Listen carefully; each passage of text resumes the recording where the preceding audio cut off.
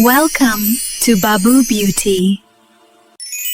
जमीन और आसमान के दरमियान, वहाँ जहाँ बादल सूरज को छूते हैं, एक ऐसी बादशाहत थी जिसका जिक्र सिर्फ पुरानी कहानियों में मिलता है। उस सल्तनत का नाम था अब्रालीन। यहाँ महल बादलों से बने थे, सुतून रोशनी के और तख्त सितारों से जड़ा हुआ था। उस सल्तनत का बादशाह था बादशाह ज़ेवरान, सख्त उसूलों वाला, ताकतवर और आसमानी कवानीन का मुहाफिज।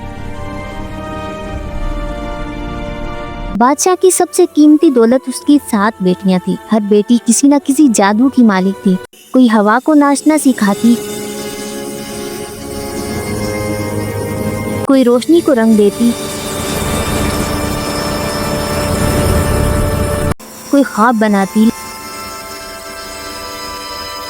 लेकिन छोटी बेटी सबसे मुनफरिद थी, शहजादी इलिया।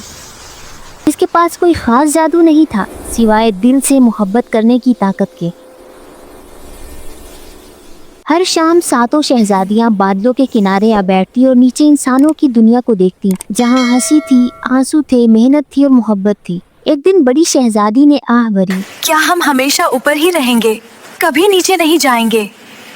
दूसरी शहजादी ने कहा, सुना है इंसान मोहब्बत के लिए सब कुछ कुर्बान कर देते हैं। इलिया खामोश थी, मगर उसकी आंखों में सवाल थे। आखिर उसने हिम्मत करके कहा, अब्बा जान, अगर मोहब्बत इतनी कीमती है तो हमें इसे देखने का हक क्यों नहीं? बादशाह ज़ेवरान सख्त लहजे में बोला, इंसानी दुनिया कमजोर दिलों को तोड़ देती है। मगर बेटियों की जिद और इलिया की खामोश आंखों ने उसे हरा दिया। आखिर बादशाह ने कहा, सिर्फ एक दिन और सूरज ढलने से पहले वापस आना। चांदी रात में 7 शहजादियां रोशनी के परों में लिपटी जमीन पर उतरी। वो एक सरसब्ज वादी में पहुंची जहां शफाफ नदी बह रही थी। वो हंसने लगी, पानी से खेलने लगी। इलिया ने पहली बार जमीन को महसूस किया। उसी वक्त नदी के पार झाड़ियों में हरकत हुई। वो अहमद था, एक नौजवान लड़का। वो गांव के बाहर जंगल से लकड़ियां काटकर गुजारा करता था।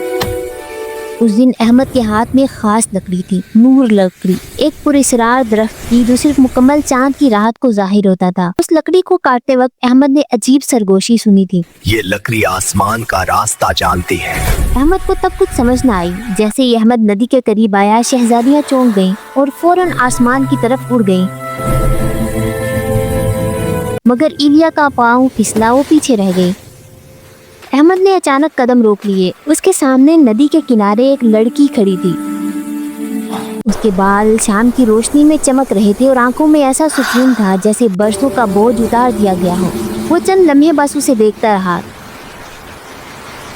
फिर धीरे से बोला, कौन हो?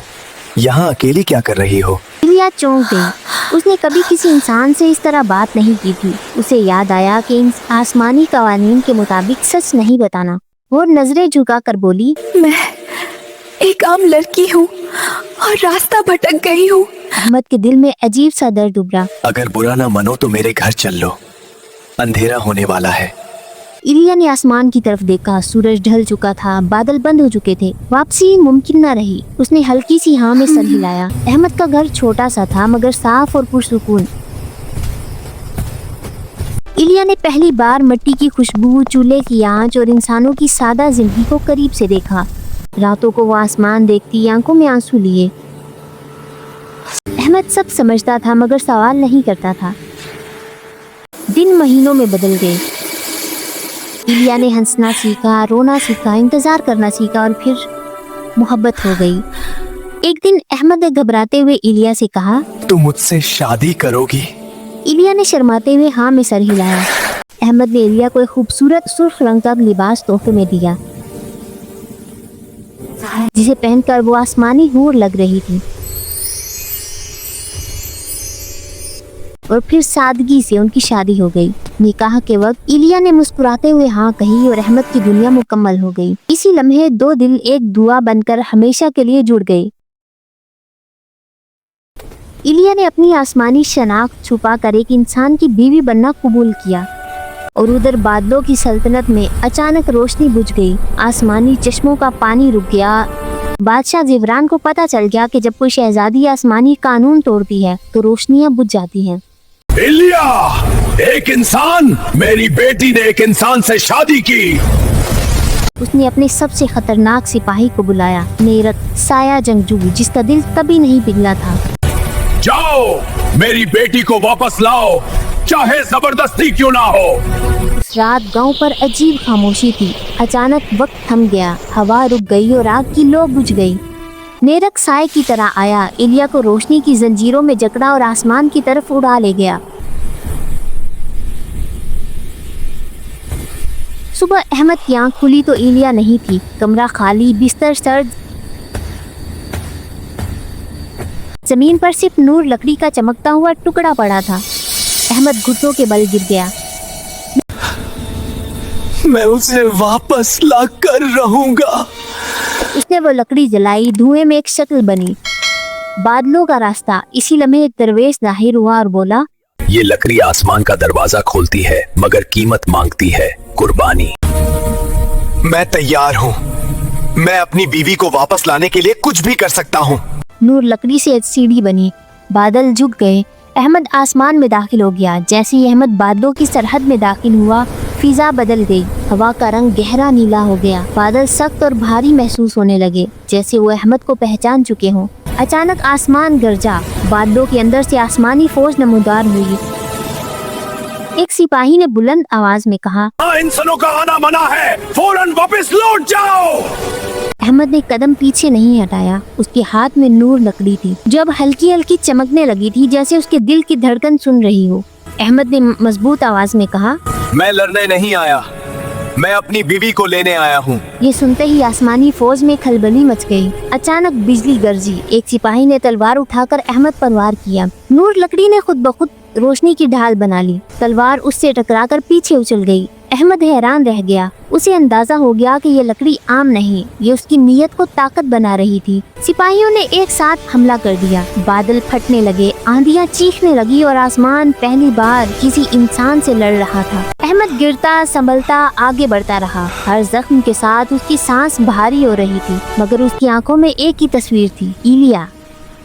अचानक सब कुछ रुक गया। आंधियां थम गई, सिपाही पीछे हट गए। बादलों के बीच एक स्याह साया उभरा। ये नेरक था, साया जंगजू। उसके कदम जहाँ पड़ते वहाँ रोशनी बुझ जाती। उसकी आवाज में गहराई थी, जैसे कई सदियों का अंधेरा बोल रहा हो। नेरक ने अहमद को गौर से देखा और कहा, तुम वही इंसान हो जिसके लिए शहजादी ने आसमान छोड़ दिया। हाँ, और मैं उसे वापस ले जाऊंगा। नेरक के होंठों पर हल्की सी मुस्कुराहट आई। फिर तुम्हें मुझसे लड़ना होगा। नेरक ने हाथ उठाया। पहला वार इतना तेज था कि अहमद कई कदम पीछे जा गिरा। नूर लकड़ी टूटने के करीब आ गई, मगर वो उठ खड़ा हुआ। बस यही ताकत है आसमान की। यही सुनकर नेरक ने पूरी कुव्वत से हमला किया। बादल फटने लगे, मुसलसल बिजली गिरने लगी। इसी लम्हे आसमान दो हिस्सों में बट गया। रोशनी के बीच से बादशाह जिवरान जाहिर हुआ। बादशाह ने अहमद को देखा। बादशाह की आवाज गूंजी, वापस जाओ, तुम मेरी दुनिया के नहीं हो। मैं इंसान हूँ, मगर मैं शोहर भी हूँ। बादशाह ने बिजली उठाई। अहमद ने नूर लकड़ी, बिजली और रोशनी टकराई। आखिर अहमद जमीन पर गिर पड़ा। इलिया दौड़ती हुई आई और चीख उठी, बाबा बस करे। बादशाह ने पहली बार अपनी बेटी को इस तरह रोते देखा तो उसकी आंखों में नमी आ गई। बादशाह ने ऐलान किया, ये शादी कबूल है, मगर शर्त रखी। वो दो दुनियाओं के बीच रहेंगे ताकि आसमान और जमीन का तवाजुन कायम रहे। इलिया ने अहमद के जख्मों पर हाथ रखा। रोशनी फूटी और जख्म भरने लगे। अहमद ने आंखें खोली। उसके सामने इलिया थी, जिंदा, करीब, उसकी अपनी। तुम वापस आ गए। उसकी आवाज कांप रही थी। इलिया की आंखों से आंसू बहने लगे। मैं कभी गई ही नहीं थी, बस दो दुनियाओं के बीच फंस गई थी। बादशाह जिवरान ने दोनों को देखा, फिर इलिया को अपने पास बुलाया। बेटी, उसकी आवाज में अब गरज नहीं थी। क्या तुम उस इंसान के साथ खुश रह सकती हो? ना मुकम्मल आसमान, ना मुकम्मल जमीन। इलिया ने एक लम्हा सोचा, फिर अहमद का हाथ पकड़ा। जहाँ ये होगा वही मेरा घर होगा। बादशाह ने आंखें बंद कर ली। सदियों पुराने कवानीन उसके दिल में लरसने लगे। आखिर उसने आसमान की तरफ देखा और कहा, तो फिर एक नया कानून लिखा जाएगा दो दुनियाओं का दरवाजा। बादशाह ने अपना आसा जमीन पर मारा, ये रोशनी गिरी, जमीन और आसमान के बीच एक नया रास्ता बन गया। न मुकम्मल बादल न मुकम्मल जमीन, ये तुम्हारी दुनिया होगी, बादशाह ने कहा, जहाँ इंसान और आसमान एक दूसरे को नुकसान नहीं पहुँचा सकेंगे। इस वादी का नाम होगा वादी विसाल। अगर आप चाहते हैं कि अगली स्टोरी का कैरेक्टर आपके नाम का हो तो अपना नाम कमेंट करें और सब्सक्राइब करें। Thanks for watching.